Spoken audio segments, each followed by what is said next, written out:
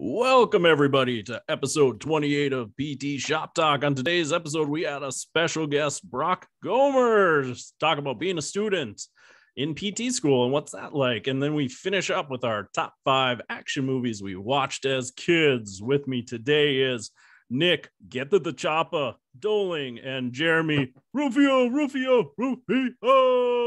Van Klompenberg. And like I said before, our special guest, Brock Gomer. Welcome, Brock, Jeremy, Nick. Gentlemen, how goes life? How are you, Brock? Welcome. Yeah. Thanks for coming on to our humble little show, Brock. This is exciting. We love having guests. So I think normally we talk about a bunch of garbage nobody cares about, but let's talk about Brock. Everybody cares about. Tell us a little bit about yourself. Give us a little tiny background. Well, I am a starting my third year in PT school for University of Jamestown. Before getting into PT school, I was an athletic trainer for 2 years with Big Stone Therapies. And Good time. Yeah, that's exciting. Now, you're familiar with Nick and Jeremy? Nick, a lot. Jeremy, met maybe once, maybe twice. I think you were just starting up kind of right as I was leaving, if I'm not mistaken. Could very well be. I don't think there was very much overlap. So your athletic trainer time was spent with Dr. Doling. Well, in a way, these guys get a lot of autonomy, a lot of freedom. They're covering a lot of those hours that we don't always, love or particularly chase down. So. But Brock was a great guy, great hire.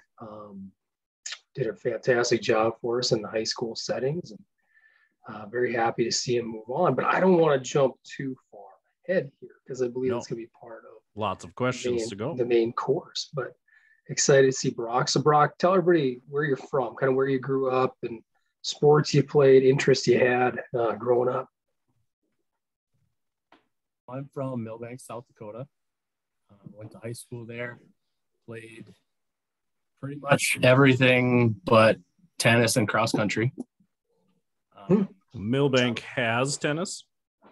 They have tennis. Pretty decent program from at least when I was there. Did you ever try it? Were you like, yeah, this is my sport. I'm like the Serena Williams of Milbank? Yeah. No, I just never gave that sport a shot. And to be honest, I was not built for running long distances. So I didn't try cross country. So that's fair. The first time I tried tennis, somebody served it to me and I hit it about 50 yards outside of the court. And I was like, hard to say Me this too. is a game for me. I freaking hit bombs out of the tennis court. Yeah. Just bombs. But those aren't good, right? No. And they make those tennis courts like a damn labyrinth to try to get out of there to get your ball. You're like, right? There's like 14 entrances to this thing, but none of them are actually entrances. It's terrible. Spend more time trying to find my way out of the court to get my ball than I ever did playing. Yeah. Anyways, so sorry to out of the interrupt, sports you did play, what was like your favorite one? What were you drawn most to? I really enjoyed football and baseball the most. Probably better at golf, but I gave that up to play football and gave that my full attention my last year. It's actually the time where I got interested in athletic training. I hurt my shoulder. I think it was the end of my junior year. I hurt my shoulder and had to go get PT for it. So I worked with the physical therapist at Big Stone in Milbank quite a bit. I was just really impressed with, how well and how quickly I recovered from that. And looking back on it, I think it was just a bunch of sensitivity to movement, stuff like that. And I did have a little instability, but that came along with a little bit more, exercising the shoulder. That's what drew me to athletic training when I went to South Dakota State. I kind of wanted to. They're not popular on this here pod, Brocky. Not good huge fans. I'll talk trash with you right back. You are a Jackie boy, aren't you? Jackrabbit. Ugh. Now you do the bunny ears. Is that a thing? I always ask. Is that what you guys do? Never heard that one. Never seen No? that. Because new to the pod, Jeremy and I got a thing. It's catching fire, I believe, in southern South Dakota. This is the coyotes here. Oh, the coyotes, God. But you got to yell. That's the best part. Yip, yip, And then yip, yip, the bison yep. going this way, right? Mhm. Casey, you want to show some horns? Yep. Or Boom. yeah. We know that one all too well, don't you? It's okay, Brock. If it draws a tear to your eye, it's okay. That's all right. I'm trying to go to the SDSU NDSU game that's here in Fargo this fall just to ruffle some feathers. Yeah, Well, you're always welcome to tailgate with me. So, there you go. We got a spot. All right. Fantastic. Now, I think Casey, you want to try something new with this, right? I think before we get into the major part of today, I would like to do a new segment. So you've introduced yourself a little bit, so we know about Brock, but we don't know who Brock is. So I have a new segment where I am going to fire some questions at you. Fast speed. I don't need you to think about it. I just need you to give me your heart. Give me your heart on these. And by the time we're done, we'll have a way better idea of who Brock is. Wait a second. What's the segment called? Oh, I'll get to it. First off, graphic too. I would like to apologize. I stole this idea from Craig Kilborn. He used to always do this with his guests, like 5 questions.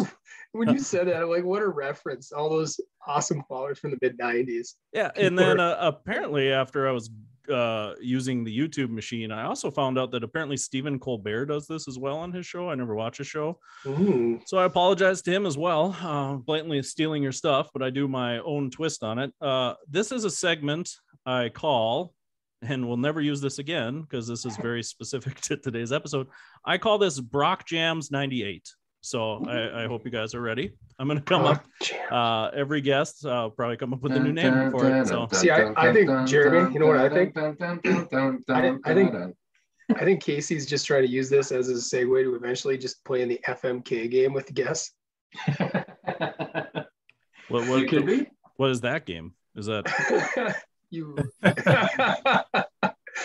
got a certain number of people and you have to F, M, or K. Oh, okay. I'm familiar. Yeah, okay. I think like I said, this is like the first step. This is step 1.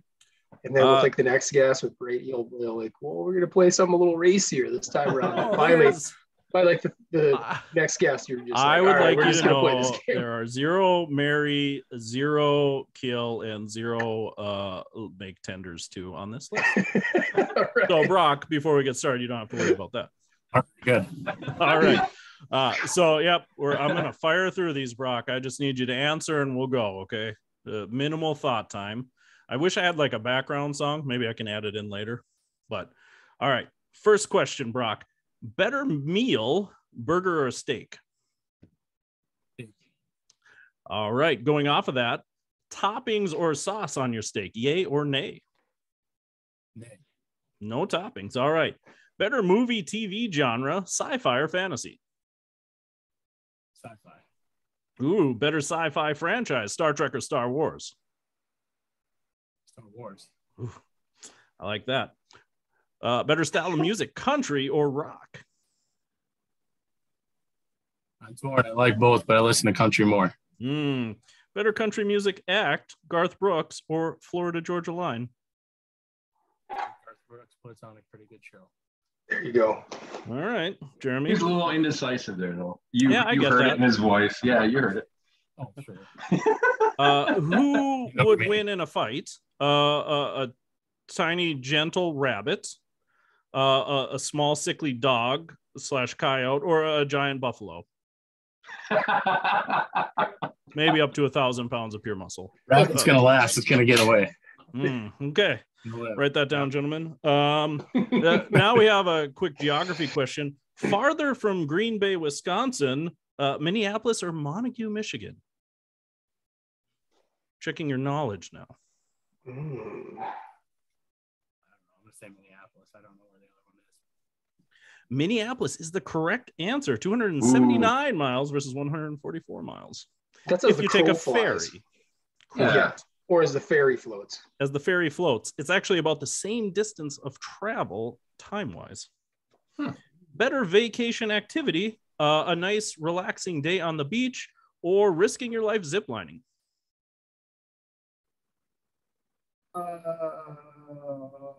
Shoot. If they would say beach, I'd probably say ziplining. You're going ziplining.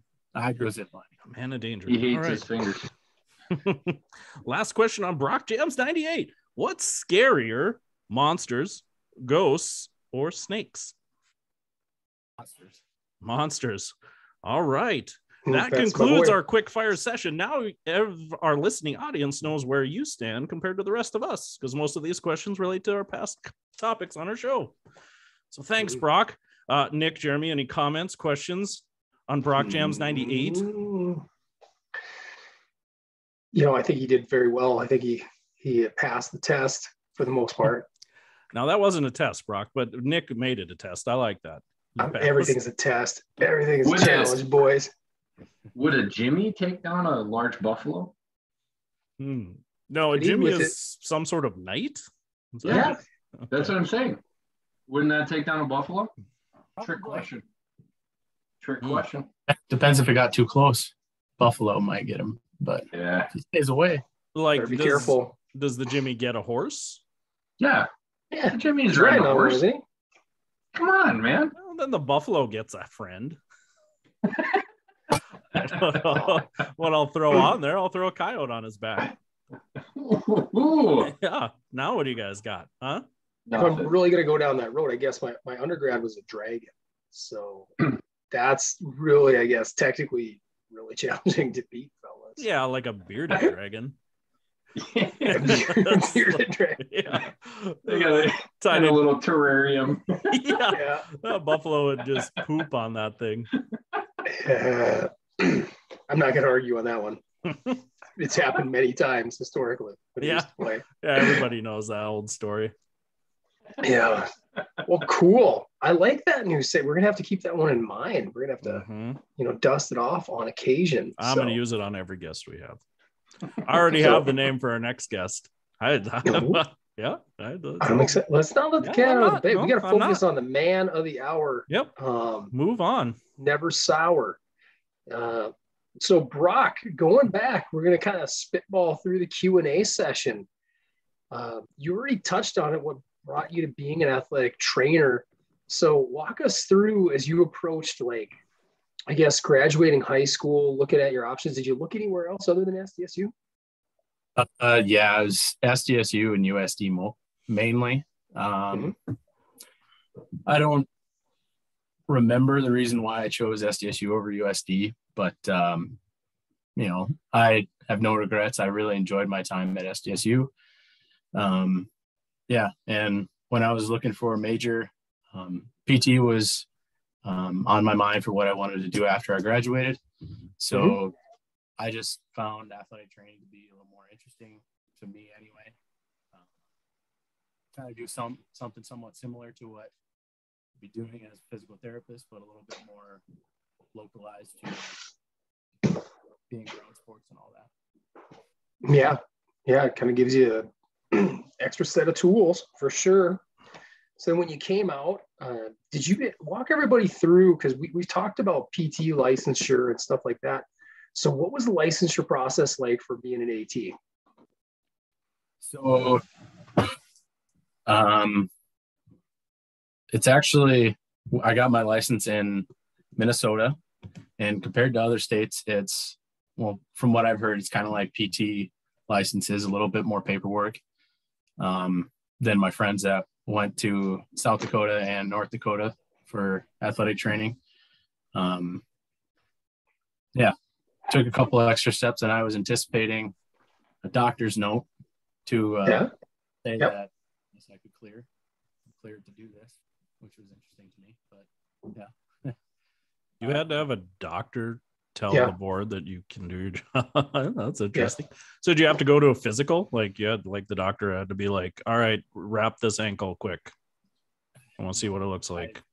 It really didn't turn out to be a whole lot. So one of our wellness parts parts of our course for athletic training, we had to go shadow a physician for I think it was about 10 hours or so. And, he saw me and talked to me, and we kind of went through some general screening stuff like that. And when it came down to that time, he's the only one that I'd really worked with or talked to about anything like athletic training. So he was the one that was willing to sign off on me applying for that license.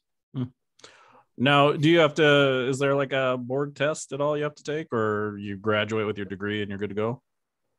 You graduate with your degree, and then you have to pass the board certification exam. What's that test look like? I believe it was about 3 or 4 hours, and on a computer, you had to go to one of those secure testing facilities, and kind of like when you're taking the GRE, or I guess I'm assuming PT boards exams too. Shout out Prometrics. Yeah.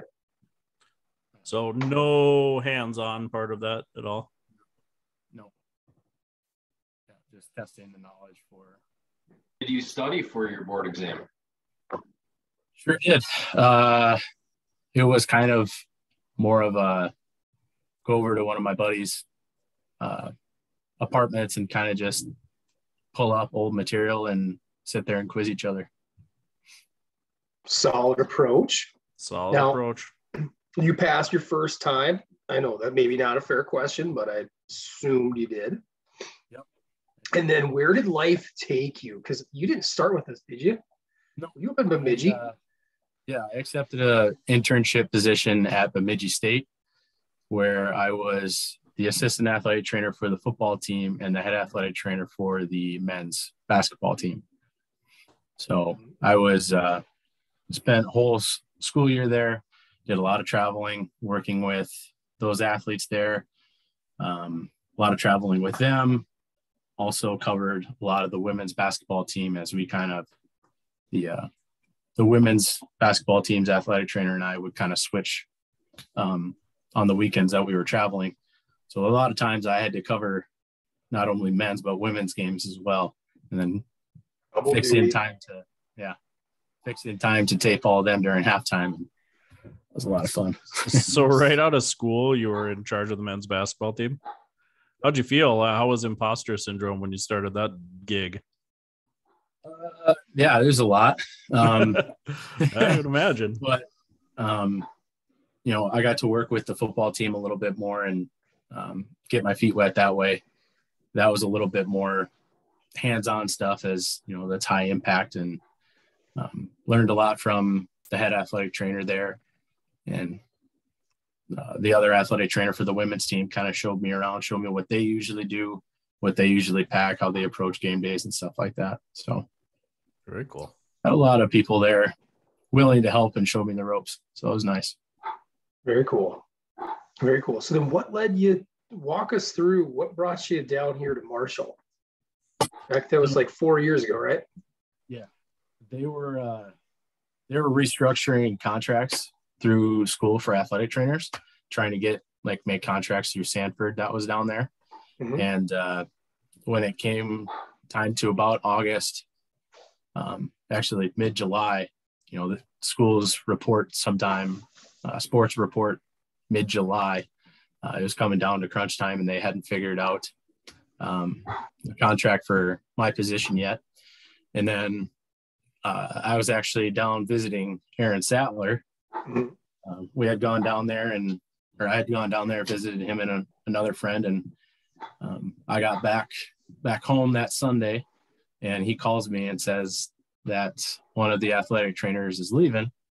If you're interested, I'll send my recommendation on to Nick. And yeah, and that was history. Nick Doling? Yes, Nick Doling. Oof. Yes. Serendipitous, if you will. It was pretty amazing timing, the really quick turnaround, but that's why you hire good people like Aaron. So for those who don't know, Aaron's at AT with us. He's been with us 5 years now. I think he just had his anniversary with us. Fantastic guy, really nice fella. Good so yeah, you like and subscribe. yeah, big metalhead. We talk like he kind of stepped into your shoes with Elite Performance last couple of years, and he's done a great job. And we basically talk heavy metal whenever we're in between sessions and pick each other's brain on history there. So that's kind of fun. Really cool. Yeah. Well, so then at one point though, you had to go and break my heart. Let me know that but it wasn't all that bad because you're going on to PT school. So what led to that decision? What got you back on the PT school train? So PT was always, like I said earlier, it's always my main goal. I applied right out of college and it didn't work out. And then I figured I just decided to give it another year or two of work. And while I was at Big Stone, I was doing an online master's for athletic training. And, I just decided to give it one more try to get into PT school, and it all worked out. Yeah. Was Jamestown your only choice, or did you apply to multiple? No, I applied to about 10 or 12. Ooh, busy boy. Yeah. Drove around a couple places, had a couple interviews, and University of Jamestown accepted me, and then I got on the wait list for a couple other places, and yeah. Take the sure thing. Yeah. Take the sure thing. Now you were able to apply to all 10, 12 schools, like just online, one system. Yeah. So it was through the PT CAS system. That's so nice. Slick. Such a nice, beneficial thing. Did any of you guys, either of you other fellas have that? Mm-mm. Yeah, we just moved past the Pony Express that they were using when you were applying. Man, I remember I sent big packets in, Nick. Every one of them. We were part of a survey group my second year of therapy school where they were finding out if we get value from a program like that, and I'm like, hell yeah. It was a lot to, especially if you had to, like I took a couple community college courses just like to fill out some prereqs. Yeah. So that was kind of a pain when you're like adding, 4 different transcripts to each and every school. No, you add that to your profile, but you have to. It's a pretty manual for the process. Yeah. Oh, you're bitching. You're boohooing about the casts. Yeah. Then you just click and say send. Nick and I had to send that individual letter of why you should choose me. I picture Nick with a candle and his like Scrooge cap. Just a feather tipped long t-shirt, pajamas. Yes, to whom it may concern. Dearest University of South Dakota. 'Tis been a fortnight since I've heard from thee on my application. I sent it via Falcon. I expect you are well. Yeah. No, but we were part of a little survey group that asked that question, and I remember my class at USD was somewhat split on the idea because some of them were, I shouldn't say split, but it went from apathy to people like me that were generally stoked about it.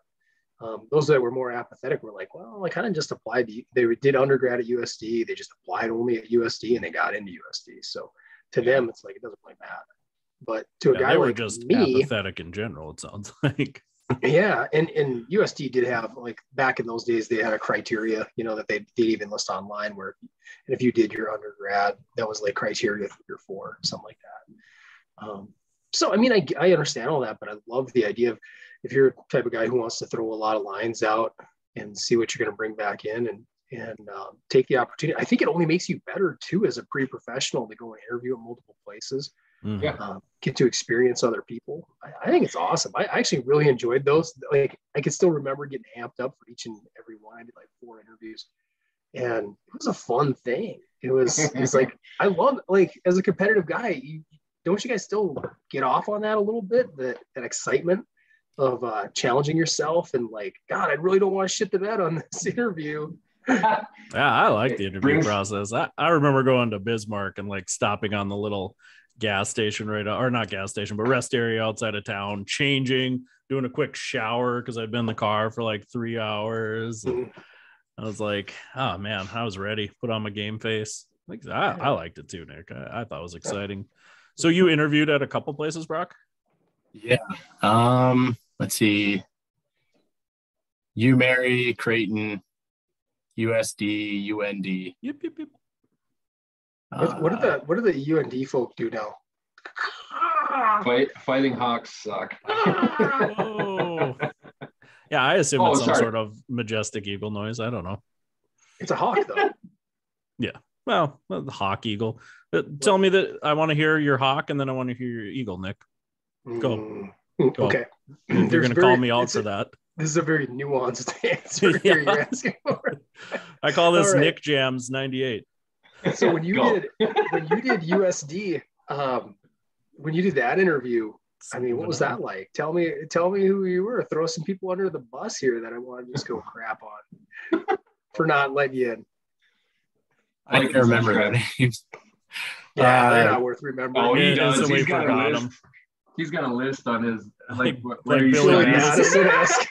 Secretly in the back, written them Lipstick. down. Yeah.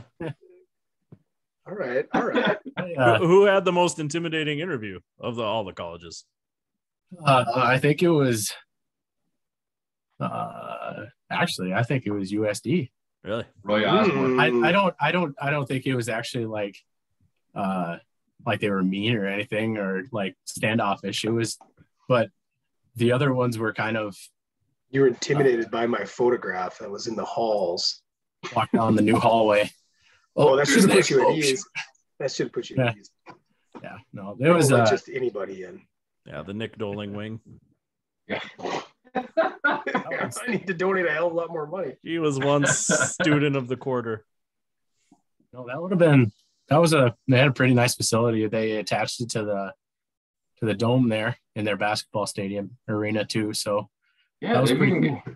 It's better than what it's one stepped up. It's two stepped up where you were in Doling. Yeah, mine was like the old summer camp. We were in the med school, which was sweet. That was nice. When I interviewed there, they had a schematic of the med school, like an artist rendition. And it was like, this is where you might be at the end of the first semester. And you're like, all right, this is rocking. Because right now you're walking me through Camp Hiawatha here. It's like this old dilapidated former dental office, and the basement flooded a couple times, which was very important to us because it was a multi-purpose basement that had mock treatment rooms, and it had like 4 desktop computers where you could do your printing as long as you bought your own reams of paper. So you had to have your own ream, huh? You could hook up to the internet machine in that building. Yes, you could. You just had to feed the hamster a little bit so he'd get on the wheel and run. Those were good times, though. I ain't mad at it. It kind of made me who I am. It kind of fit me. You know, I like humble stuff and getting by with the minimalistic approach. But yeah, I'd have to agree with you, Nick. You know, I was just up at UND to give a lecture a couple weeks ago, and that was my first time up there. Humble brag. And it was my first time in the new med building up there, and it's super nice. Because you went into the med building there, Brock, when you interviewed. Yeah. I mean, it's a nice building, glass everywhere, but like, I don't know, it didn't feel like family. You know, when we were at UND, it was a hallway. Like every professor was down this hallway. Our treatment rooms were down this hallway. We sat in the hallway and studied. And now they have like these little study pods where there's 8 kids in each pod, and I don't know, they're interdisciplinary, which is cool. You share the pod with the med students and the OTs and the athletic trainers. So, but you really only get to know 8 kids out of your 50. That's kind of, and the professors kind of said the same thing. Like, it's nice, but it's not the family feel, you know? I'd rather have humble and cheaper tuition. Same. Call me crazy. Plus, this is the only pod that matters. I just wanted to work that in. They were not pods of thunder, Nick. Don't worry, they weren't stealing your hashtag. That's the hashtag, Brock. Pod of thunder. This is the pod of thunder. So going back to Brock, now you are entering your 3rd year, as you explained. How's it gone so far? Has it been more than you expected, less than you expected, or kind of right at? It's kind of how I expected. With an athletic training background, you get a little idea of what it's going to be like. Mm-hmm. But went into far more detail than I had ever been exposed to. And a lot of times for a lot of classes, especially during the summer, it's a lot of content really fast, trying to get it in those 6 mm-hmm. weeks. So, I think the overall amount of content was more difficult than the actual content that I was expecting. But gotcha. Yeah, I understand that. Yeah. So what does your third year look like? Have you got that mapped out for your internships? Yeah. So I'm currently in my third clinical right now. I have 3 more weeks there. Where are you at? It's Total Balance Physical Therapy and Fitness in Moorhead. Oh, Casey. It's the old. Give us a lowdown, Case. I'm not going to comment. No. Crap on them. Crap on them. No, I don't want to crap They're on them. over the river. You're safe. Yeah. No, I think they do some cool stuff. Good. He was a young guy, graduated. One guy that graduated in 2016, came out of college and just started his own business. So I got to give him props to that. They kind of have that wellness model. So when he came out, some gyms in town were closing and he swooped in and took the space up and got the equipment, my understanding anyways, relatively cheap because they're just wholesaling that stuff. So that was a good in for them. And, they've grown.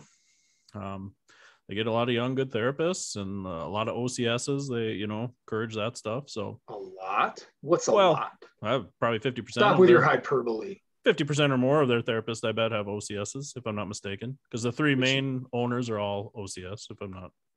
Brock, correct me if I'm wrong. I'm not sure about the owners, but the manager at the facility I'm at has his OCS as well. Exciting. Yeah. Casey, they freaking give those away. Well, yeah. It's not as impressive as it sounds. Well, I would agree. But they are committed to the profession, and they do a ton of marketing stuff. They got the Facebook marketing down to a T, and the screens and the flashy splash ads and stuff. So I'm gonna smash that like button on their social media sites. Smash that like button, Nick. I'm being nice, but not that Nick. Nice. You're being polite. I like it. You're being polite, but that's your competitor too. Stop. That's Moorhead. It's like that gunky Minnesota pay. Well, yeah, but they're also in like Horace and they're Holly. Horace, Holly place, with a W. They're surrounding Fargo. Again, it's that attack plan where they're trying to. What was that, Brock? Like they're at North Fargo, South Fargo, and West Fargo. Ooh. Yeah. Trying to surround Fargo where people are growing. I mean, it's a smart growth model. Smart. You should talk to these guys. Gobble them up. I'm not. All right. We should talk. Where? Now, where to next, big man? I go back after I'm done in 3 weeks. I'll go back for a semester of classes, and then I have my last spring semester is my last clinical, and I got Sanford Power here in Fargo. Oh, so you're kind of sticking around the region then. Yeah. Have you traveled pretty broadly prior to this? Yeah, I went to Thief River Falls for my first one. Okay. With the rehab authority up there. My second one was at Big Stone Therapies in Marshall at the hospital. Oh, that's right. You were down here. Now we're talking. Wintertime, right? Yep. Wintertime. Who is your CI down here? Who's your CI? April. Oh, April was. So you're kind of busy. You got a little bit of everything, huh? Yep. Got a little bit of everything. A lot of outpatient, a little bit of inpatient, a little bit of peds. So yeah, nice. So now with all this being said, approaching this last year, what are you leaning towards? I mean, what specialties, fire you up? Settings. When I first came in here with my athletic training background, I thought ortho and sports med were going to be a big thing for me. I'm still very much interested in those, but I really like neuro. Oh, Not necessarily like Wow. a little bit more neuro. cool. A little bit more, I guess, maybe not necessarily neuro in the sense of like full-on stroke patients, but the more I've seen at my 3 clinicals, and especially at this last one, I really find they do a mixture of like SFMA, a little bit of McKenzie, and a lot of neurodynamics. Dynamic approaches to their assessments and treatments and stuff like that. And everything is adverse neural tension. So It's everywhere, brother. It's everywhere. Start testing it out. Yep. And I mean, 45 miles of nerves, gentlemen. Yeah, 45 miles of nerves. But I find that really interesting, that stuff. But I really enjoyed my neuro class that we had. I found that to be really interesting. And then our MSK class that Dr. Casey Hansen is helping us out with. It's a humble brag. I really like that. Humble brag. Do you wear a monocle when you teach? I pretend like I am, which is probably honestly worse. Should. That'd be pretty great. No, yeah, I just look like Mr. Peanut at that point, Jeremy. That's no good for me. You do have such a beautiful hourglass figure. Yeah. Got my classmate that rocks a mustache. We got a classmate that rocks a mullet. We should get you a monocle and just hop on right up there. Do it, yeah. Who do you think, if you were to pick someone in your class that's going to be the most angry that we asked you to be on instead of them, who would you pick? Shout it out. Is this does he like know? He's got a name. Is that what Casey's asking? He's got a name. I have some people in mind I would imagine are going to be very angry. You think they're jelly? Is that 100% Professor jelly. Hansen? Wait, honestly, I think I don't know if he'd be mad, but maybe a little bit. What the heck? Kyler, maybe. Yeah, I think him and Spencer. Kyler Murray? You're very He's angry. loaded now. No. Boy got paid. Kyler and Spencer, they like to have fun. They like to throw out a bunch of ideas. Hey, I got to respect class clowns that sit at the front of the class, though. I mean, that's if you're going to be that character, be out all the way, I guess. That is not you, is it, Brock? You're not the class clown, right? I'm not the class clown. Nah. Every now and again, I'll throw in a zinger, but that's about it. You're too dialed in. You're taking care of business. I can respect. I'm a listener, not a talker. He's you know what? But Brock, you're probably one of the top question askers, though, in class. At least in MSK. I try. That's what intelligent people do. 100%. I like it. I was going to say is number one, I appreciate Brock taking the time out of his very busy schedule. You also have some life changes coming. You want to share kind of what's going on in your world? I am getting married here in October 1st. What? Wow. Married in the midst of school, huh? So, and your fiance, how would you meet your fiance? Big Stone. He was working the front desk. That's our new recruiting program, huh, Nick? Man, I tell you guys, there was something going on when Brock was like, was it timesheets you'd have to come by every week and like sign off on? What's that? Sorry. Oh, it was a weekly meetings. Weekly meetings, yeah. There'd be weekly meetings. You'd see a little like he's getting a little embarrassed now. I'd look over. I'm like, they're talking to him. All right, cool. That'd be cool. And then up and talk to the pretty girl at the front desk. Yeah, matchmaker, make me a match. That was Nick. Stop. Huh? That's a spoiler. Just a sweetheart. I am. I'm like a sweetheart at heart. Our top 5 movies should have been like romantic comedies. We'll do it. I'm into it. Yep.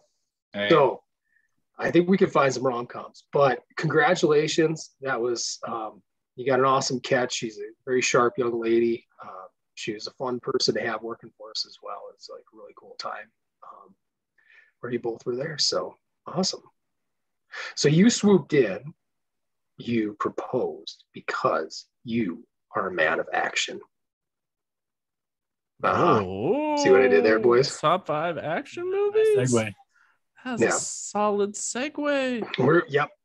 We're big on the segues here. Damn it, that was good.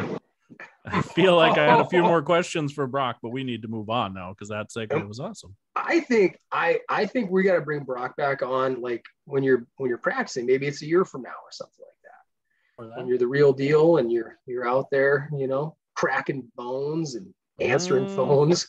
Is that your motto, Nick? No, I need something to rhyme with bones. Yeah, okay.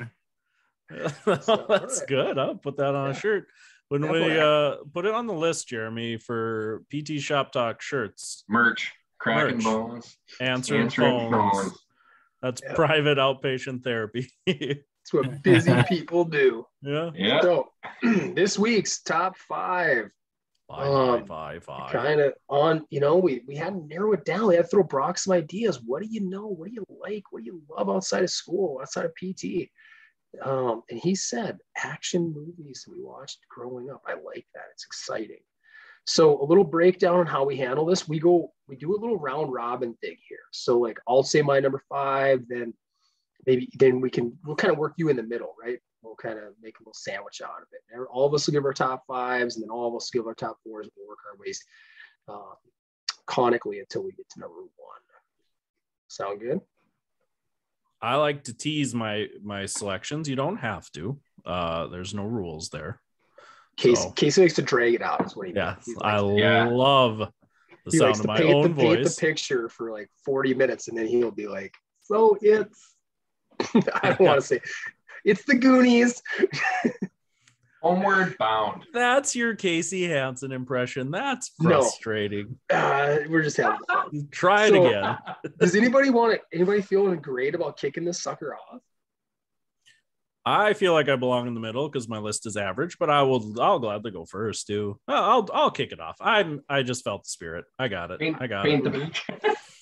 Right. Brock, you can see how it's done. Might as well start with the pro first. All right. So, interesting list. Top 5, huh? Action movies. Struggled a little bit. Maybe you guys did too, of like, what is an action movie? What is not? So bear with me. Some of these may be questionable. Well, if it's really dicey, we'll kind of put it to a group vote, and you'll have to go to your short list if it doesn't make it. Okay. Yeah. So probably my first one on my list is maybe my diciest. This is from 1987. Ooh, Bloodsport. Movie. That was before that, wasn't it? Yeah, I gotta say, just to prep my list, man, I got into action movies way more in my teen years than my kid years. Definitely more into like either horror movies or cartoons as a child. I gave myself up to 13 on my list. See, I wanted to too because 13 hit a lot of good movies, but I kept it 12 and under. I'm a man of moral, man of principle. So that's as usual, 12 and under. Anyway, so this one was just a fun story. Interesting how they set it up. I was this will probably give it away right away. I was a big Fred Savage guy. The Wonder Years was pretty sweet. Oh, yeah. This is the Princess Bride coming in at number 5. Just a super fun story. Again, we were wrestling guys. Andre the Giant. I thought that was cool. He was in the movie. The sword fighting scene between the Pirate Roberts and Ego Montoya, is that his name? Mandy Patinkin, right?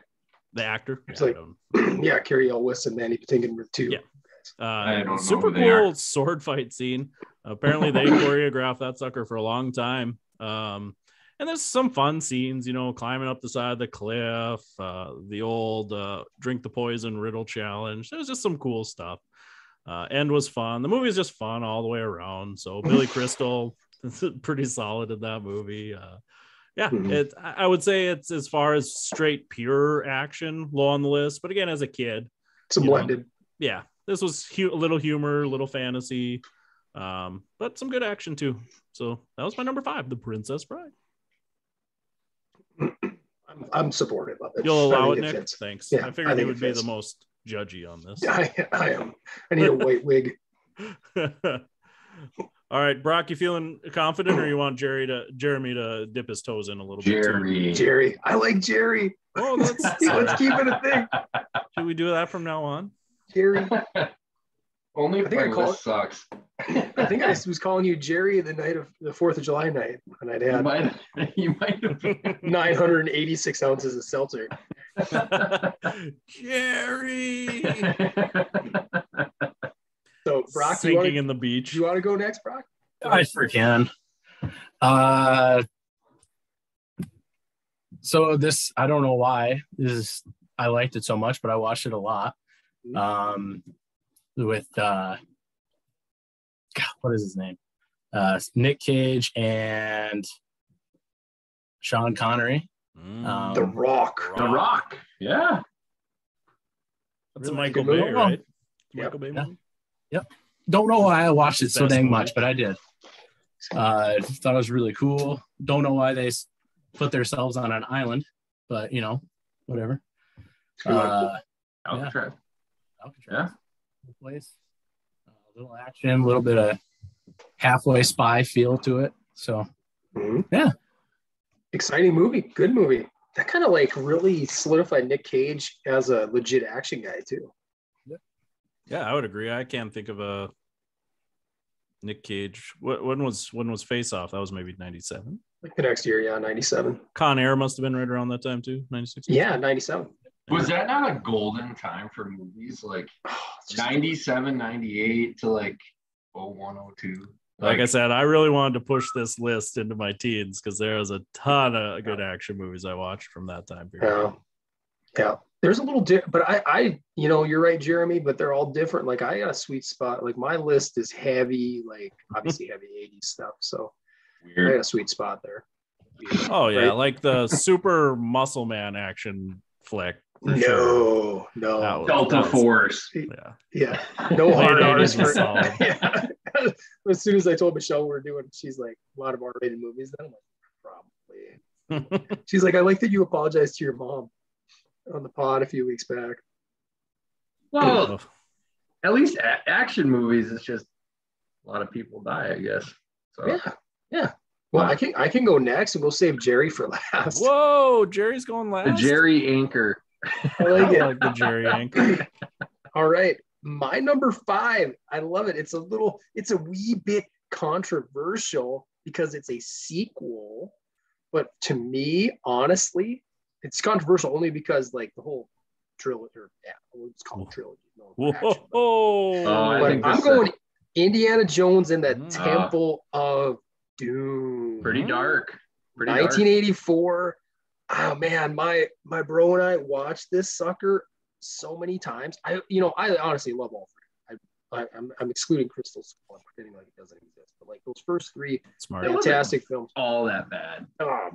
Anyways, come on. Temple of Doom though bad. To me was so enjoyable as a kid because as a kid they're like, Short Round is so light, and it's almost like you could pretend to be him. Like, I wish I was like Short Round, just hanging out with Indiana Jones. So that alone, and then all those scenes that hit you harder as a kid in a good way, like the famous meal in the Hindi temple where they're like eating monkey brains and spiders and snake babies and stuff like that, and it's just super gross. That stuff's great. They got to go through the tunnels of like with the spikes coming down. She's got to reach in a lever full of bugs and centipedes are crawling all over. Then you got awesome like Mola Ram is an awesome villain. And like reaching into people, ripping out hearts. Indy, come here hot.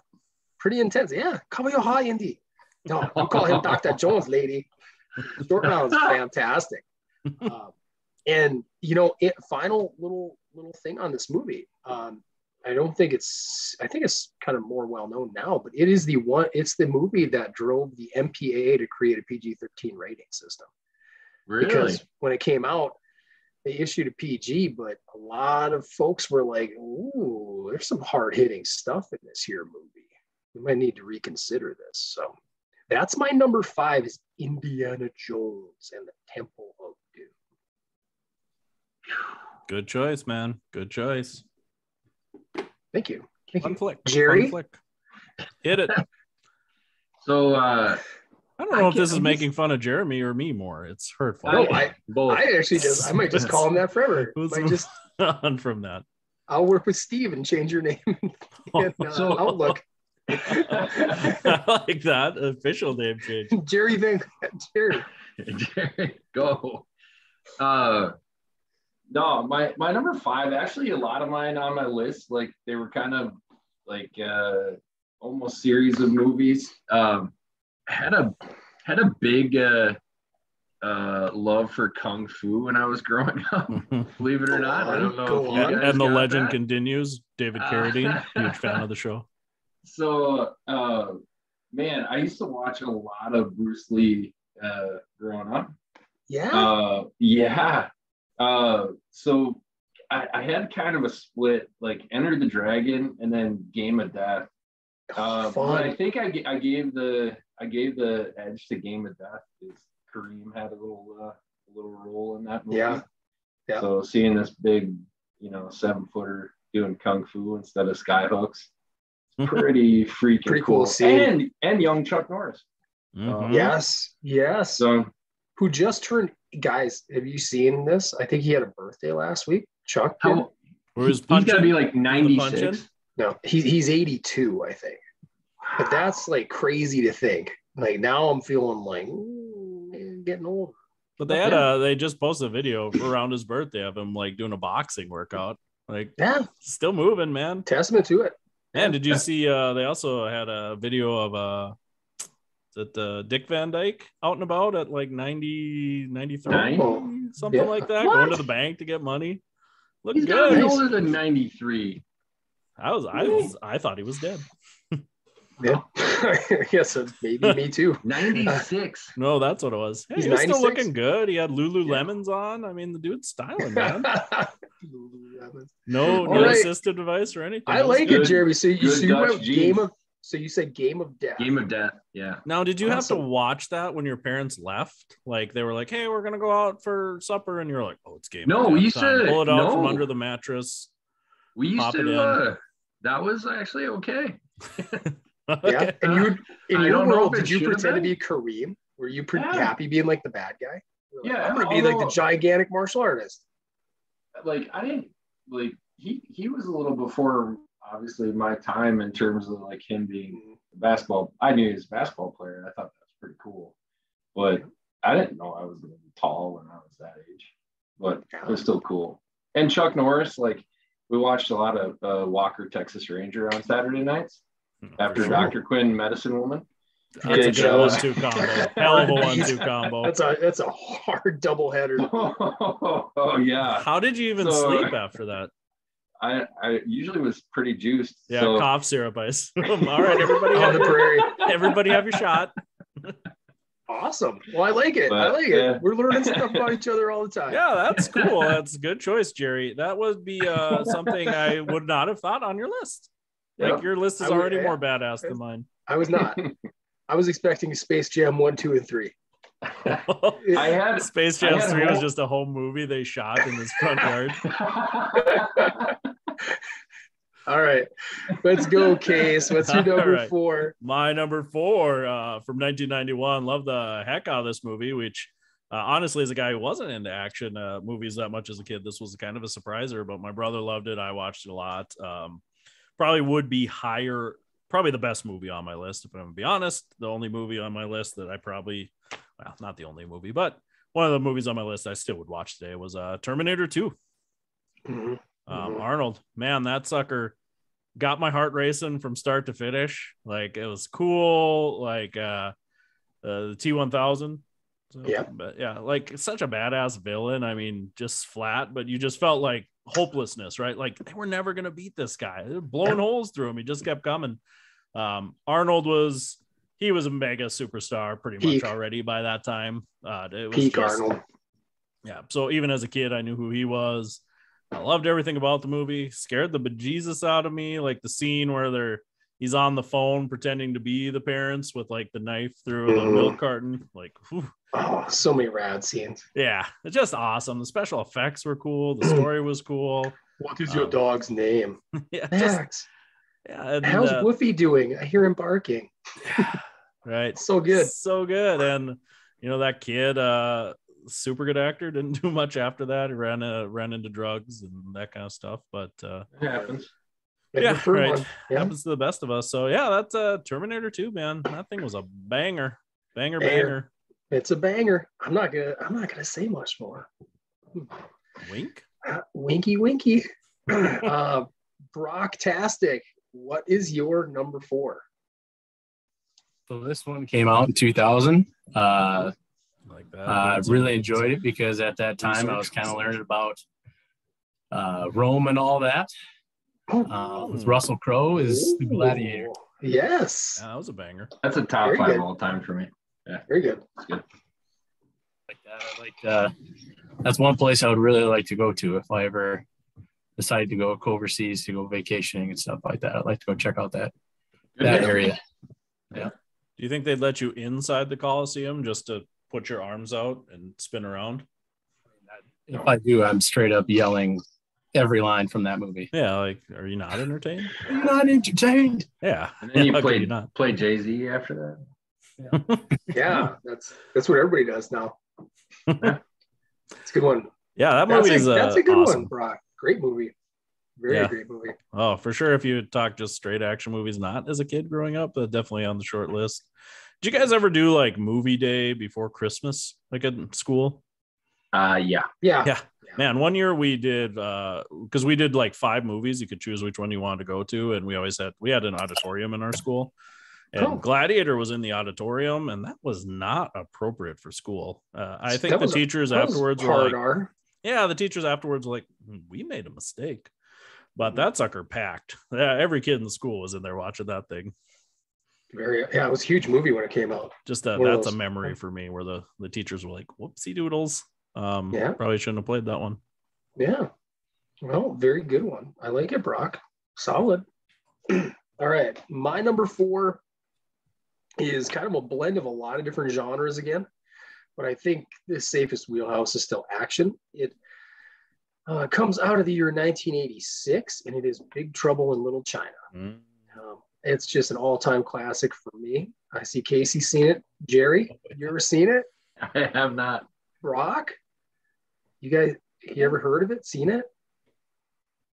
That was such a weird ass movie. I loved it as a kid. Big Trouble in Little China. It's Kurt Russell movie back in this is like just as Kurt was like getting famous. John Carpenter directed it. It's a blend of like Eastern mysticism with like just the fun one-liners and dumb action. There's awesome spirituality to it. Pretty cool. Just a fun movie. Was a massive bomb when it came out. It had huge legs like on VHS and rental and on TV. They've been trying to remake it for quite a while too. And I'm kind of glad that they haven't found, the right blend of director and actor to really take it on, because it's kind of just awesome, fun, dumb movie for me. My wife and I really disagree greatly on this movie because she hates it. She never experienced it till she was like 30. And I, on the other hand, grew up loving it. Absolutely enjoyed the hell out of it. My friend Ryan, we reference it all the time. Jack Burton, and that was Kurt's character's name. It's awesome. So that's my number 4, Big Trouble in Little China, 1986. The scene where the dude breaks the rules and blows up. Yeah. It's so good. That's awesome. That stuck with me as a kid. It's like shooting steam out of his ears, nose. Yeah. I don't remember. And then he just explodes. Like his body swells and blows up the temple. Yeah. But don't disobey the rules of the temple. You had like 2 amazing Asian actors too in that film. You had like the old good guy was like Walter, or is that James Hong played the villain. He plays whatever, doesn't matter. You guys know David Lopan. And these actors very recognizable. They did a lot of stuff in the late 80s and 90s. And I think James Hong is still cranking out films. He's like in Everything Everywhere All at Once, which is apparently an amazing movie that I have not seen. It just came out. getting lots of accolades. So Yeah, that dude's been in everything. Yeah. He was like the Chinese American actor. It was in like everything. I'm not 100% sure. He was born in Minneapolis. What? Who was he? Yeah. James Hong, Minneapolis' own. All right. You got it. There you go. Let's go. All right, Jerry. Civil engineer. Mini son. All right. So I'm still on Kung Fu here. I hope it's all Kung Fu. So you need to go watch Big Trouble in Little China. Yeah. That's your wheelhouse. There's a lot of great Kung Fu at the end of that movie. Kurt Russell's a badass, dude. Great actor. Good. He escaped from both New York and LA. But he's not. But see, the thing is, the next lead is like this kind of. I think he might have did more stuff over in Asia, but the next good guy lead was a kind of Asian American, Korean American actor, and he kicks some butt, man. And you gotta check it out. Don't poop on it till you see it. I will check it out. I'll see if I can watch it. Now, if you say Three Ninjas, no. That was on my short list, Nick, if I'm going to be honest. What's the one with Hulk Hogan? Beverly Hills Ninja. Beverly Hills Ninja? Ooh, the Great White Ninja. That's a good movie. That's a great film.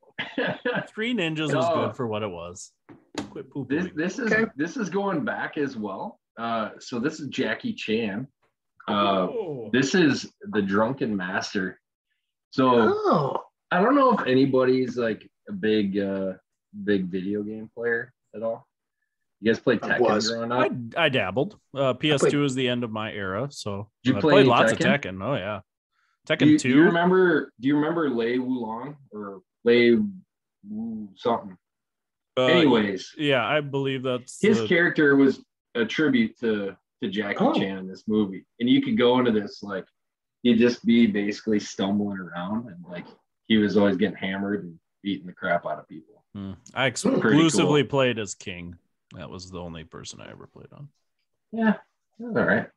All right. So Drunken Master. Eddie Gordo was good too. But no, those are quintessential. Like, you want good kung fu. You know what?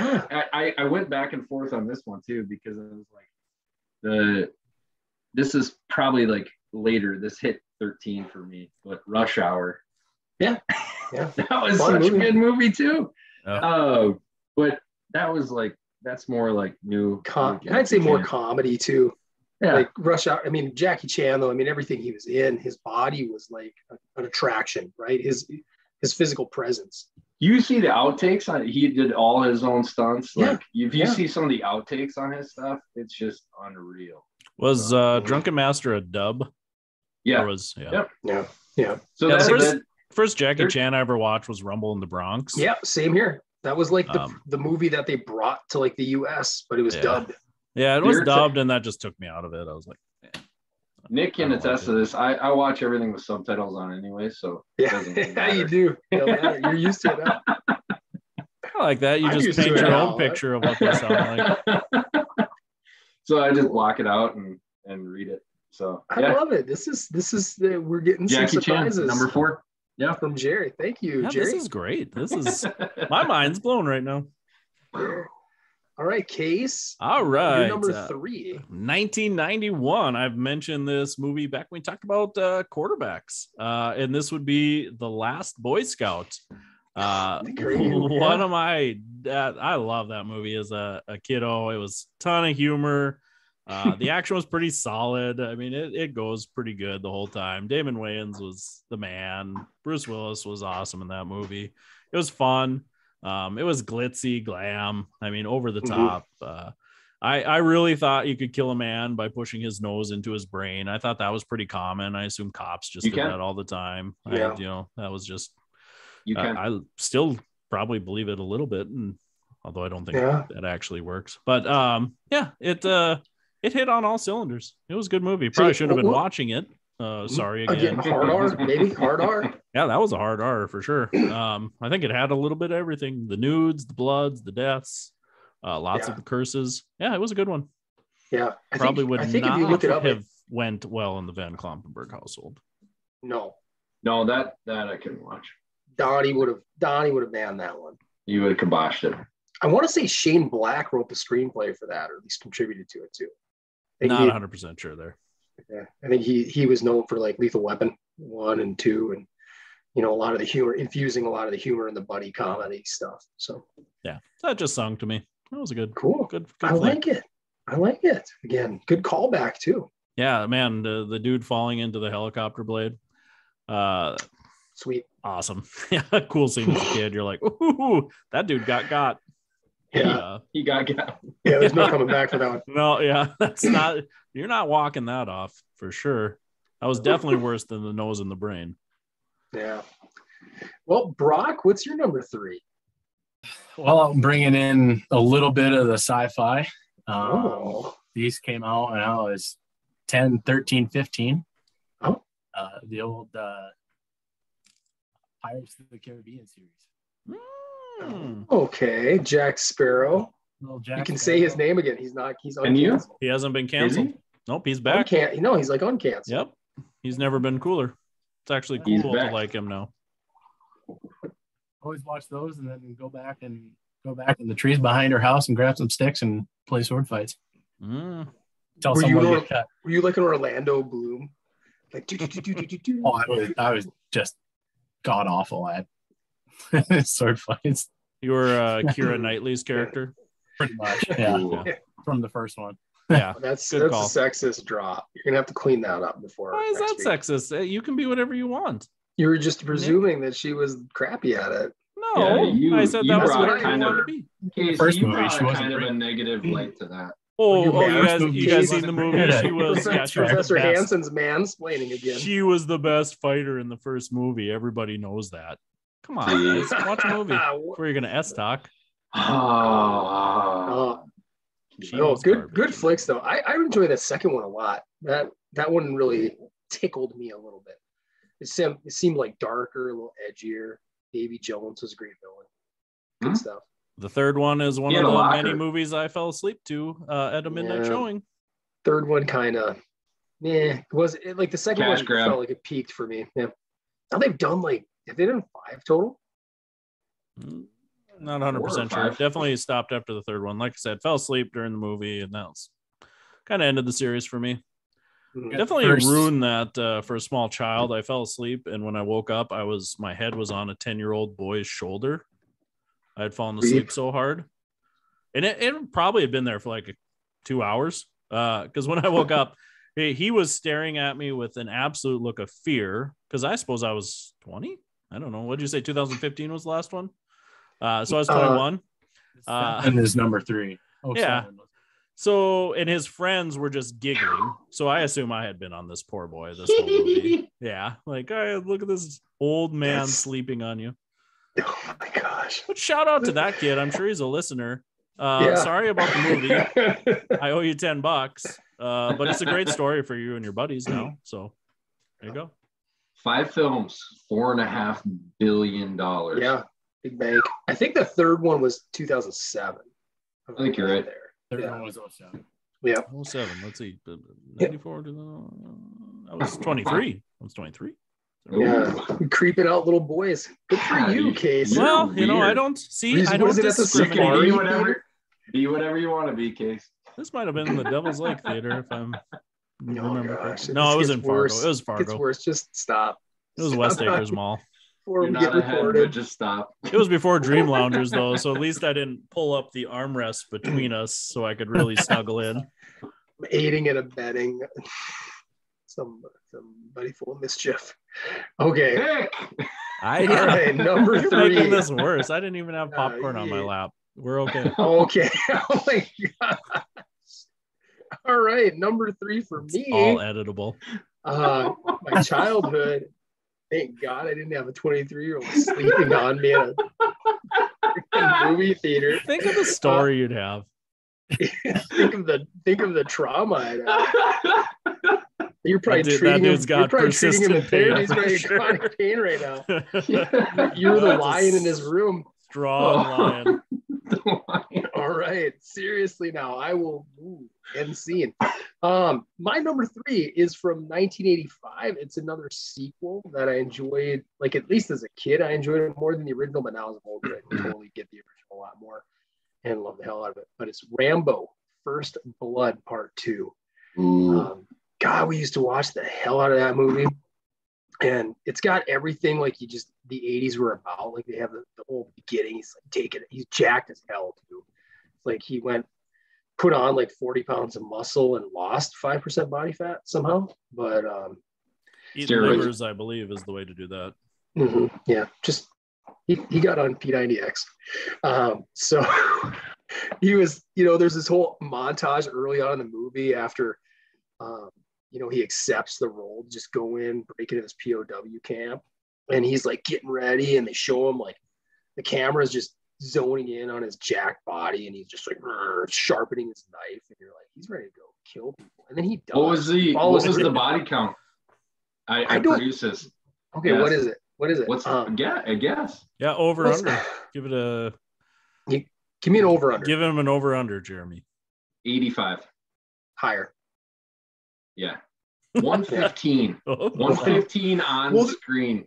There's a lot of like vehicles that get blown up full of bad communists. So I mean, yeah, they were bad people. 115. They were bad people. They were really bad. In one movie though. The same dude, awesome villain because he's more the people same, that died in Braveheart.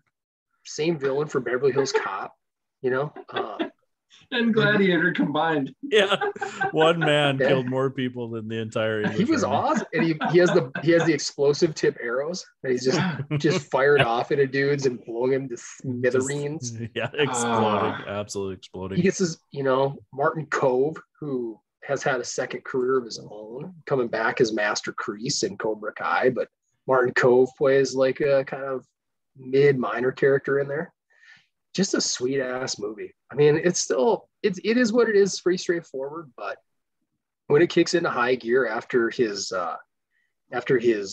liaison gets killed and he like puts her necklace on, he's like all about vengeance. That's just fun. It's just a fun ride after that. Yeah. So great flick. Sly gets a little montage in at the end about, kind of respecting war veterans and stuff like that too. And pretty cool flick. So that's my number 3, Rambo, First Blood Part 2.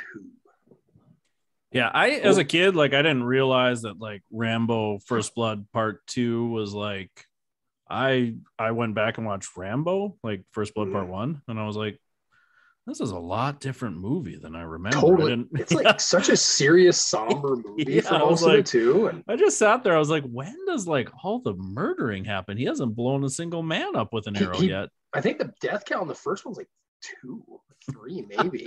Yeah, I didn't realize there was a part 1 and part 2. So when I watched one's with a rock, like he throws a rock into a helicopter.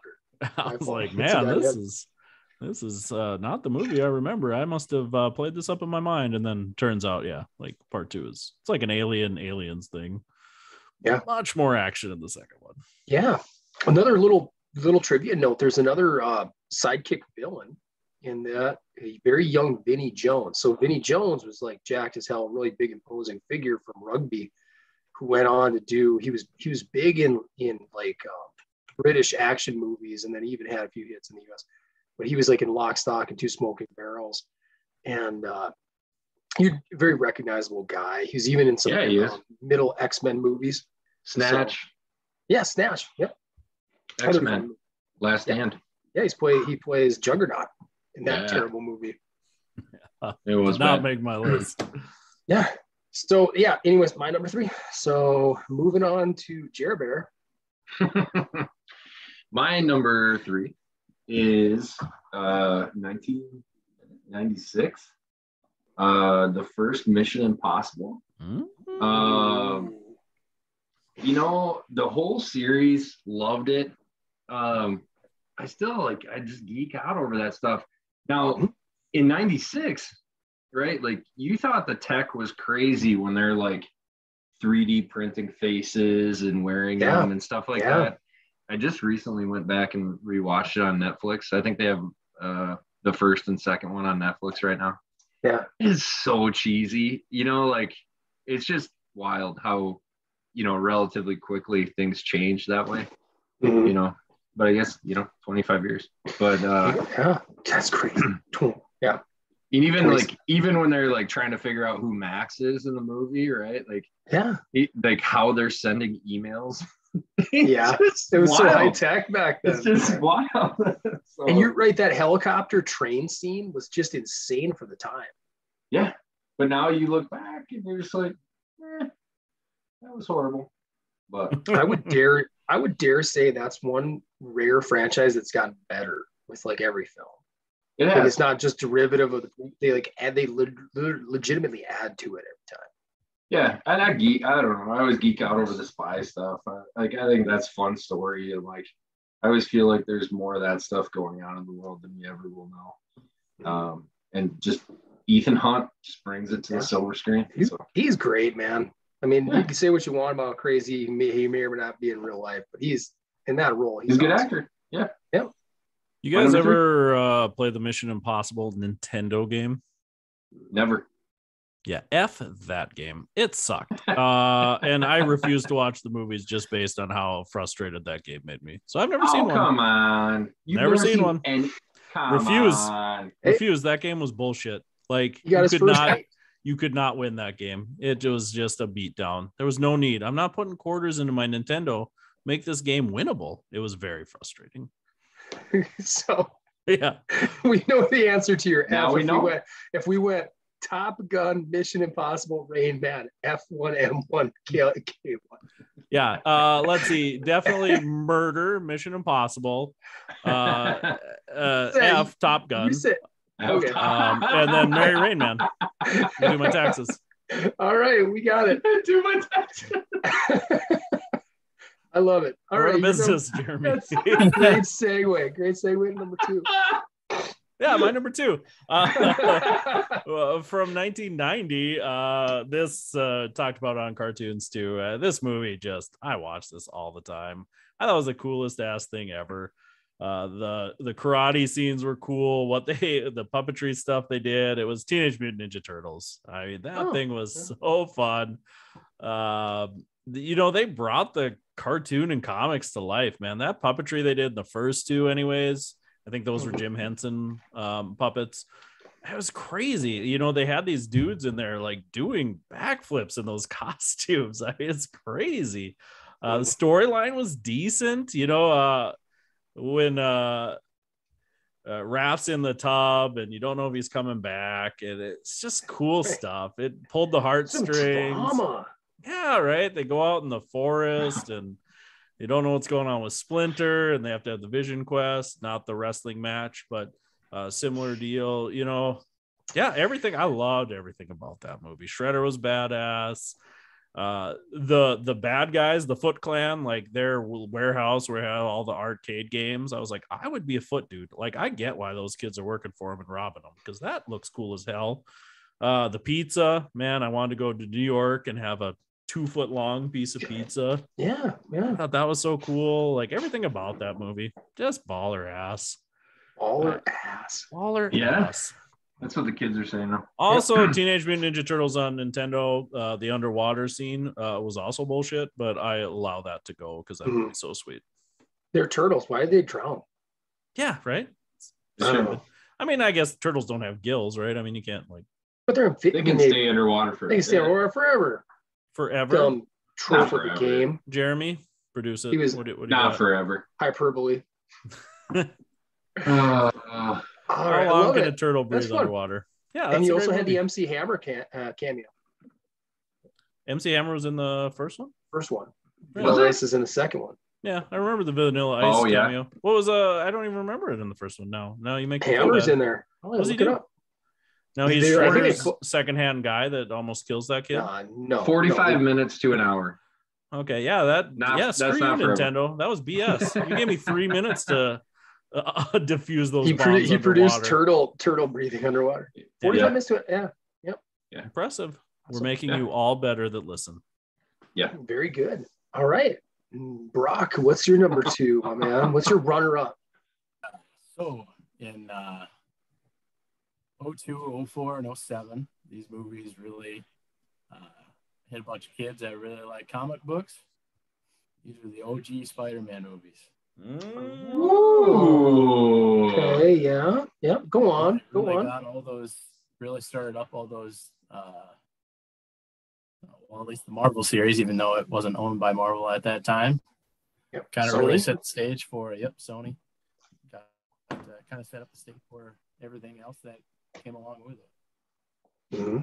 After the last one at 07, Iron Man came in and really crushed it. Changed the game. Mm-hmm. That second Spider-Man favorite movie Avenger of all time. is so good.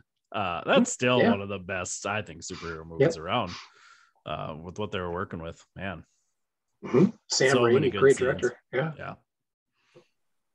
Props to him for bringing something out that people didn't think could work. You know, it's crazy now when you look back when they were like, Spider-Man's never gonna work. Like, you can't do a superhero movie. They all suck. Gosh. They all did. The budget they worked with, man, when that one came out in 02, his ability, what really made that work was his ability to like realistically fly through this between the skyscrapers and all that stuff. That was pretty impressive.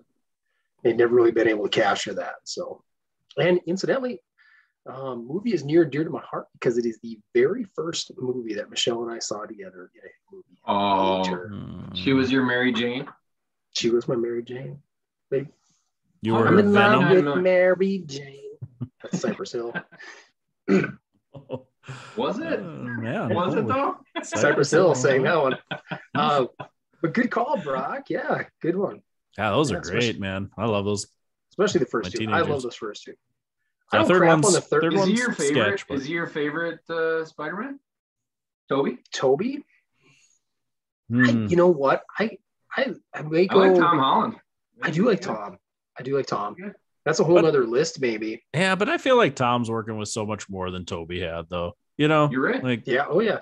There's a five Spider-Mans. It's definitely between those two. I'm not an Andrew Garfield guy, even though he was pretty sympathetic in the newest one. Yeah, I would say I wasn't either, but after the new ones, sympathetic, symbiotic Venom. You're thinking of Venom. No, but like after after what was the one where all three of them were together, like that made me really appreciate Andrew Garfield's like take on it. You know, just a little more fun loving, a little more of that goofy Spider-Man, that middle ground, I guess. I actually appreciate him a lot more now than I did when those first two movies came out. His villains were so shitty. Like I felt like the Lizard wasn't bad though. They weren't good though. Like I loved the Lizard when I grew up with the animated series, like the original animated one, and I always loved the Lizard. I just thought it was a great story. Yeah, because in the original he cures the Lizard too. I just feel like Doc Ock, Green Goblin, just way better villains. Doc Ock's awesome. You can't beat either of those. Yeah. But Andrew Garfield came in and they tried to do something different. Like you don't want to repeat Green Goblin and all that. So I mean, but didn't they do that? Did they do it in the second one though? Didn't they rehash the Green Goblin? Yeah, they rehashed it. He was mutated or something. Yeah, like he caught his dad's genetic condition. Yeah, and then tried to do that. Whatever antidote that Spider-Man got and got worse. Yeah. James Franco. Yeah, I feel like they could have done that one a little bit better. Yeah. You know, I saw like Paul Giamatti's Rhino. I think that was the second one, and I was like, I didn't even finish the second one. It's like the end of the second one. They even made fun of it in the combination, the No Way Home. They made fun of it. Yeah, a lot of Russian guy in like a rhino suit. I'm not that cool. That turned Rhino. Off. I was over it. The Rhino was like the dumbest, like the worst villain Spider-Man ever fought. Might be one of the worst superhero villains in a movie, if I would be honest. Yeah, or I'd even say comics too. It's just a ridiculous premise. Like I'm just gonna wear a Rhino suit, and, like run at people. I don't know, but good call, Brock. I like it. My number two, unfortunately, has already been said, but not all that needed to be said. It is Terminator 2 Judgment Day. It is. And I mean, I struggle. It should be my number one, but from a pure quality standpoint, it's one of the most perfect action movies ever. It's one of the movies that captures time travel and all the elements to it nearly the best. And prime Arnold I mean, just such a charismatic leader.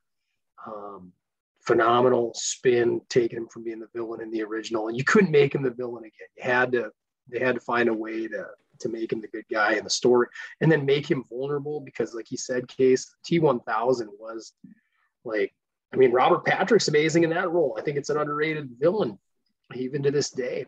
So great story. Linda Hamilton kicks some serious ass. She got like super jacked, and she's believable. Yeah, she's badass. She's just believable in every way, as like, you know, partially crazy, but we know why, you know, and they're trying to pump her full of drugs and she's still fighting the system. I mean, it's a great movie.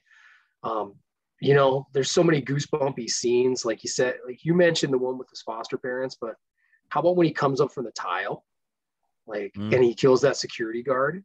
That one's amazing. And then I have a sweet spot in my heart.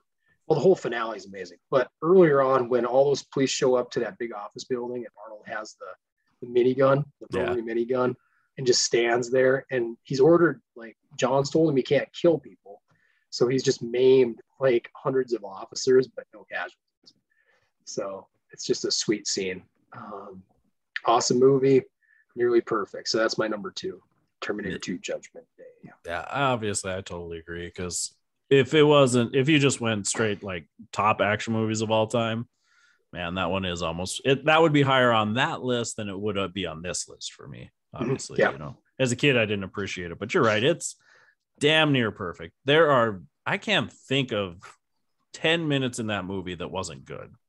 It might be the first movie that I can remember. Like, I was so excited to finally see it, because I had to wait for it to come out. My parents were going to take me to it in the theater. It was an R-rated movie, you know, and all that stuff. But when it came out, we certainly watched it as like a family, and it was just enamored in it. But yeah, it was highly anticipated, phenomenal. And just the first one's a good, solid flick, but it's ridiculous how much better it is. Yeah. I was going to say, I didn't like the first one that much. Didn't do much for me. But that second one, we could watch that over and over again. And they should have just stopped at the second one. I really wish to God, in hindsight, they would have stopped, because they haven't done anything right since then. Yeah. All right. Jer. Oh, I like Jer. We could. He's back. I feel so bad about that. So my number 2 is right in that range again, 95, 96. I think it was 95. And it's GoldenEye, James Bond. Yes. And again, another one of those franchises that absolutely just love. But like, I don't know, you're talking movie days around like the holidays. Do you remember like TNT and used to be Spike TV? I don't even know if that's Thanksgiving, like the Thanksgiving marathon. Yeah. Oh God, those were so good, dude. I was like, that came to me peak college years when you have that time off, and I'm like, I'm just gonna veg the shit out and like so good. I would watch Shawshank Redemption about 6 times over Christmas break or Thanksgiving. You know, I would even watch Roger, or what was it, Roger? Don't you say a damn word about Roger Moore. Whoa, he's terrible. Oh, he's terrible. No. But anyways, I digress. No, it was just like the perfect melding of like great movie. I've gotten to go see, this was on my travel list. I got to go see the satellite. Oh yeah, that's in Puerto Rico. It is. Yeah, in the middle of the rainforest in Puerto Rico. Is 006 still impaled on it? I think so. I think he was still there. They should just put a mannequin there permanently. Like, it's not going to affect the signal. Right. But the cool thing was the N64 game, right? Oh, ballin'. One of the best, man. It's like, that's classic. I'm waiting for Nintendo to come out with a N64 mini. Oh, yeah. Man, they keep talking about it. They need to. Yeah, there's some bangers on there. But anyways, yeah, that's my number 2. Love the whole series. That was badass. Pierce Brosnan, great 007. Better than the new stuff for sure. That was like, to me, it was the heyday. But Mhm. yeah, He Double came in 07. like they brought in Well, like I liked him. I like just Sean about every Connery's really 007. good too. Sean Connery's great. I was a Roger Moore fan because that was kind of like the first one that I was ever exposed to.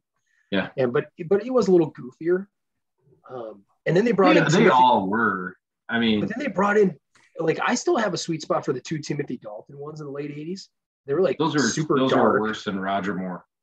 They were, but they were dark, right? They went like super serious and everything was violent, a little more violent.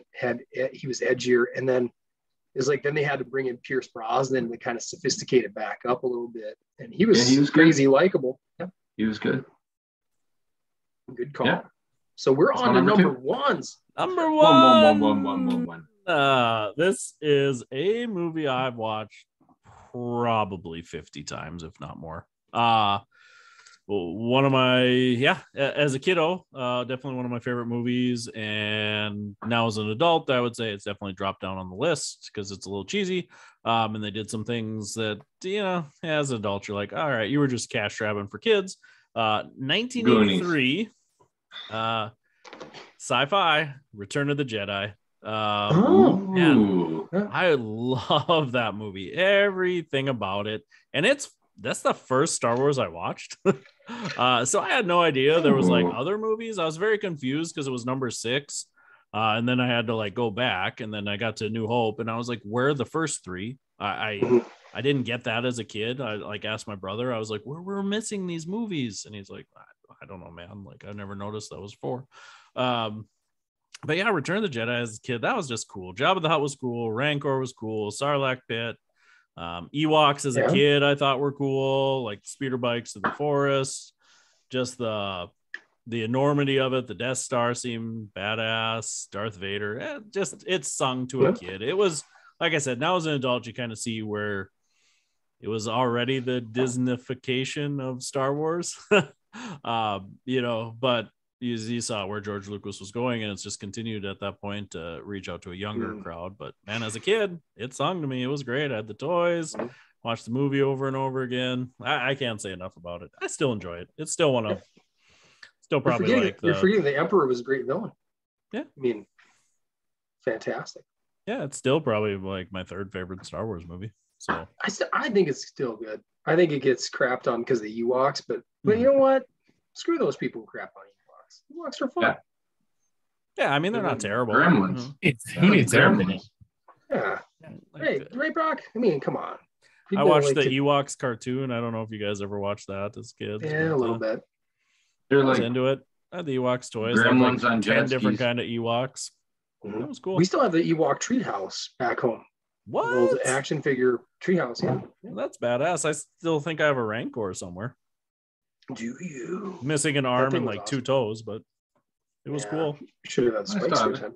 But great stuff. Yeah. Yeah. All right. Number 1, All right. man. Again, action versus sci-fi. I don't know where you draw the line, but that works. Kind of.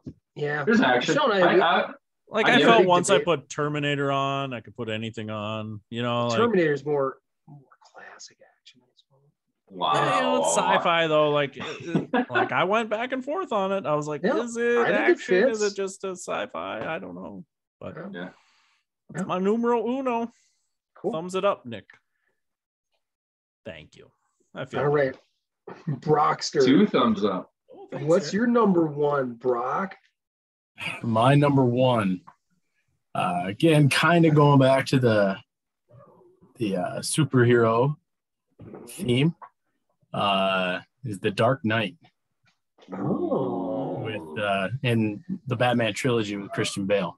Yeah. Honestly, just I could watch that series all over, and you can't beat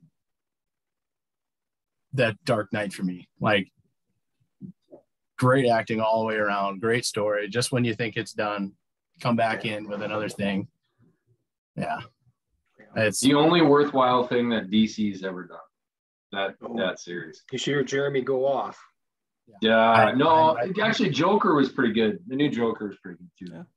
I felt like Batman Returns was good. It's not a bad movie. Danny DeVito is the Penguin. I don't know. No, I like the first 2 Michael Keaton ones. Jerry, come on.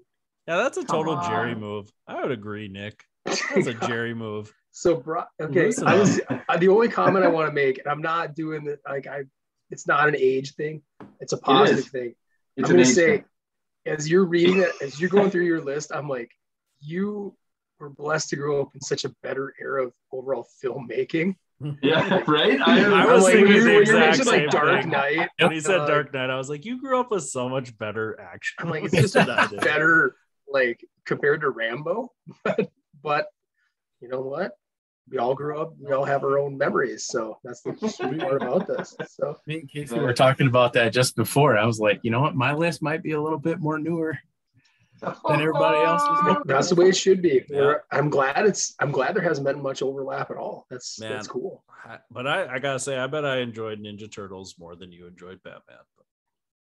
Just saying. Oh, yeah, I watched those too, Beck. I can't remember who had them. Like they were a friend of ours had them, and I watched all of them too. So I know exactly what you mean. And they were terrible. No. Ninja, rap, ninja.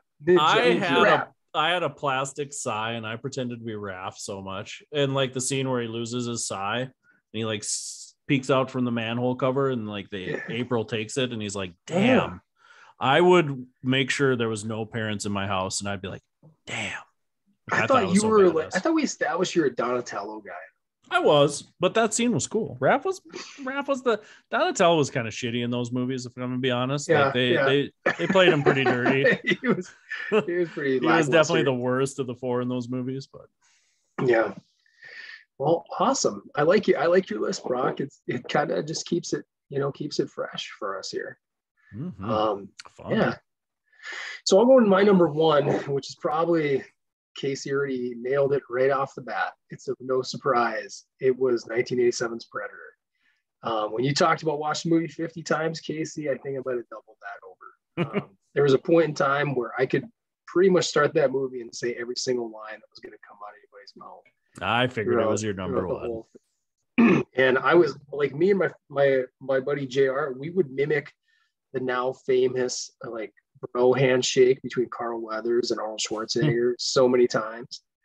Like, Dylan, you son of a bitch, and CIA got you pushing too many pencils. I mean, everything was so good.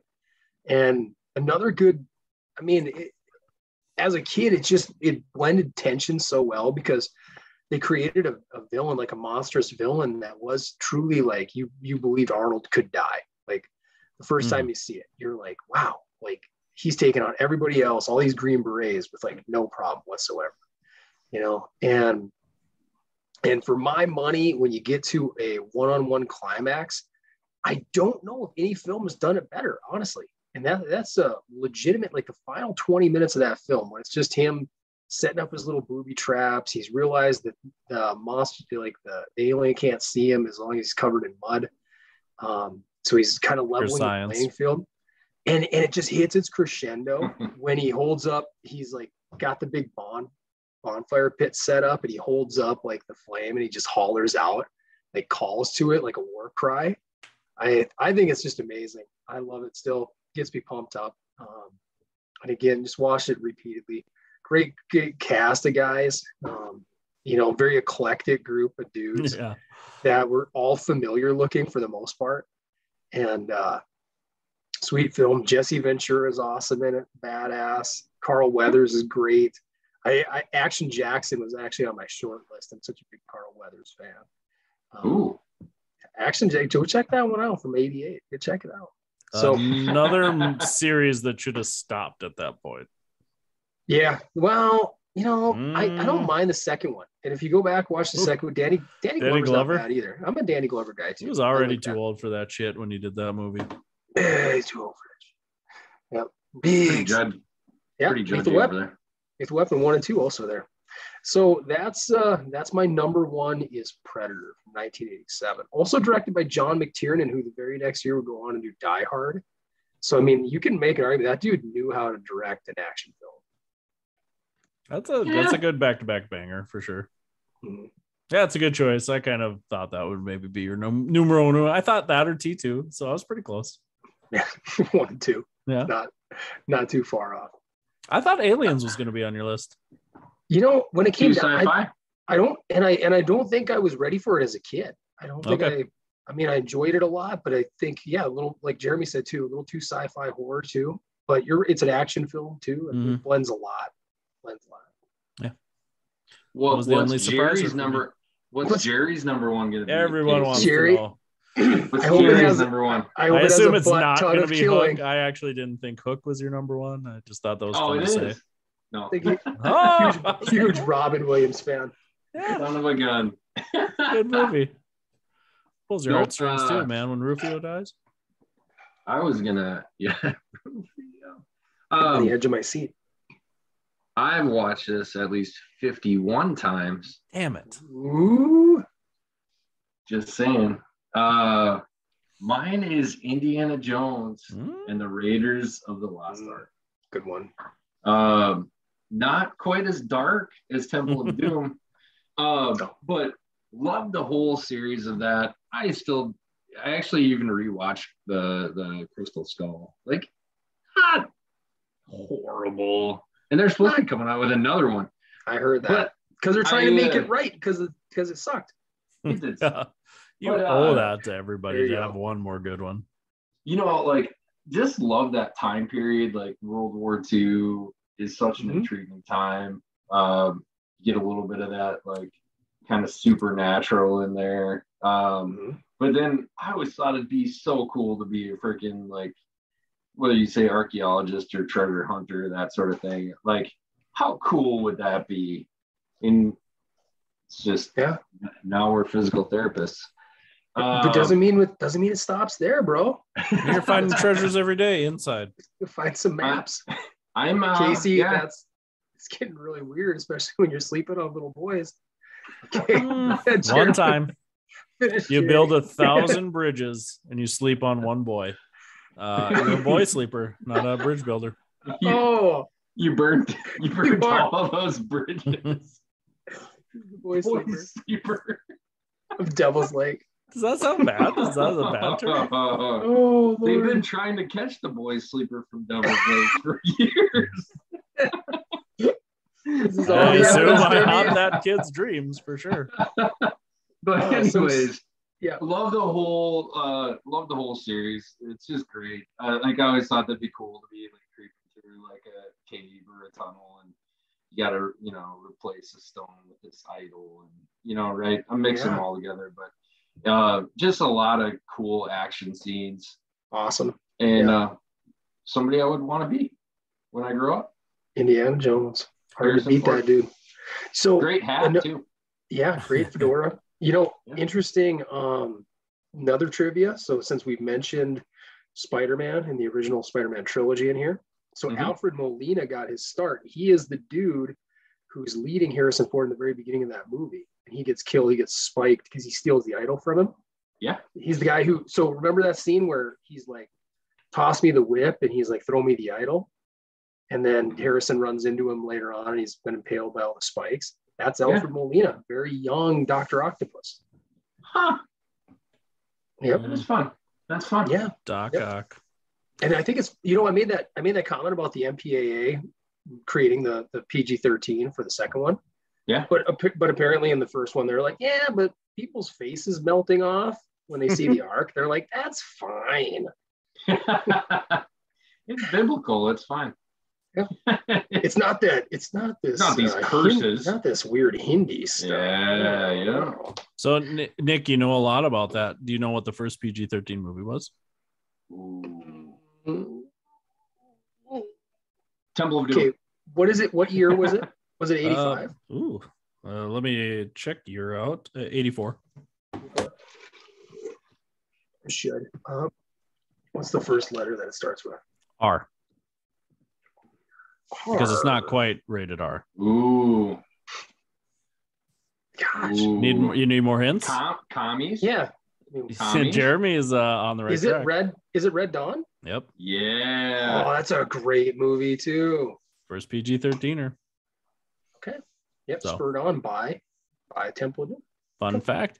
Yeah. Indiana Jones, man, I'm not like an old movie guy. Like, I don't know if there was ever a good treasure hunter movie before that.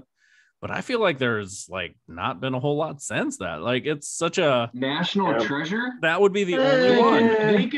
They could make 3 or 4 more of those. I just rewatched them on Disney Plus the other day. That's like the only treasure hunter movie I feel like has even been close to Indiana Jones. And it's like, you feel like it should be a genre you could do a lot of stuff with, you know, and there's lots of video games that are kind of based on that principle, obviously. I mean, heck, lots of them, even if you consider like a Zelda, like a treasure hunter game in some Did you ways, see you know? Uncharted? Did you see Uncharted? Haven't seen the movie, No. It's not great. Yeah, that's what I mean. Like they're all like lackluster. Sahara, if you guys remember that movie. Yeah, that was such a big series and it just sucked. Like you had a good cast and nobody's just done treasure hunting very well. So, you know, it's interesting. I mean, I guess you could say Pirates of the Caribbean, maybe the first one, you know, looking for that stuff, but nobody's done jumping it very from well. Like locale to locale, you know, and you gotta solve a mystery. I mean, I dig all that stuff. That's pretty cool. Yeah, but there's just nobody does it well, you know. No, but you gotta remember Steven Spielberg was at the helm for those too, and he had a lot of help from George Lucas. I think he was the producer, so they had a ton of talent behind those original 3. Yeah, but it's just interesting that, you know, what are we 30, 40 years later and nobody's really done a great job at it. The first National Treasure was fire, man. Yeah, I would agree. I did enjoy that movie. I'll have to check that out. And, you know, some people will say, what was that Tom Hanks one? People like that one. Da Vinci Code? Yeah. That's not really treasure hunter, though, is it? That's mystery solving. Yeah, similar. You're like you said, you're going from location to location, trying to figure it out, looking for one treasure. So yeah, I think that's a great choice. Better Jeremy. score. Good call. Great. Thank you. Great overall pod episode, if I say so. I think Brock, you were a fantastic guest. Thank you again for taking the time out of your incredibly busy schedule. You gotta go on. Yeah, what a blast. So yeah, thanks everybody for listening. As always, follow us on Facebook, like us, whatever you do on Facebook. I don't know what it is. We do post stuff. I post things on there, little snippets here and there. It's a good place to comment on stuff. If you want to talk to us directly, that's a great place. Also, if you want to comment on top 5s we should do, topics you want us to cover. Again, we talked about research articles. You want us to go over research articles. You want us to review books. Hit us up at ptshoptalk@gmail.com. Check us out on YouTube. Like and subscribe. Nick always says smash it. Smash the hell out that of it. like and subscribe button. So I have two pimples today. You guys can see that on YouTube. That's new. I'm like a teen. So if you want to see those, scope us out on YouTube. You on the juice? Yeah, this is steroid pimples for sure. As the rest of my shitty body would demonstrate, I'm on lots of steroids. I did start I did start my fruit diet, Nick, though. We talked about that a little bit. I've been hammering kiwis out whole. That's a whole thing. He's eating banana peels, y'all. I ate a whole banana the other day. And not like deep throat, Jeremy. You know, because people are, I like to experiment with my body, right? And people are like, oh, you can't eat fruits. Like, that's too much sugar. It's bad for you. And in my mind, I'm like, there's no way I could eat enough fruit where the sugar would be bad enough for me, right? Like, like an apple's like 90 calories. I'd have to eat like 30 apples in a day, like to hit my numbers. Let's see if I can get 30 apples in a day. Fruit. See, this is what happens when you type 2 diabetes. You just turn into a weirdo. Dude. Yeah. Oh, super weird. When you get into academia, you just got to be quirky and weird. You have to, like, we talked about this before, Nick, you have to do research to stay up to date and to keep your accreditation. So you just do shitty research. I'm doing shitty research on my body right now. Yeah. Anyways, ate a whole banana. That's a trip. If you guys never eat a banana peel, you do not digest that well. So I believe that. You pooped out like a whole banana peel? No, banana. I mean, eventually I digested it, but it took like 2 days. Like I felt it going through my body.